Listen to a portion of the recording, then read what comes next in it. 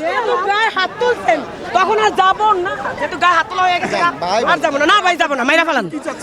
আমরা আমাদের দাবি না, আমরা পর্যন্ত যাবো না। রক্তের বন্যা বয়ে যাবে এখানে, ময়রা ফেলাক ময়রা যাবো কেন? ছোট্ট একটা দাবি কেন মানে না?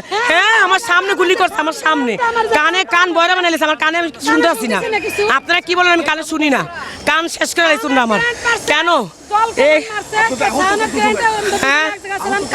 হয়েছে তো অলরেডি 4-5 জন, 10-12 জন 15 জন হয়ে গেছে আহত। আমার সামনে মারছে অনেক অনেক অনেক লোক গ্রেপ্তার করে নিয়ে গেছে। এই লোক ছাড়তে বলেন।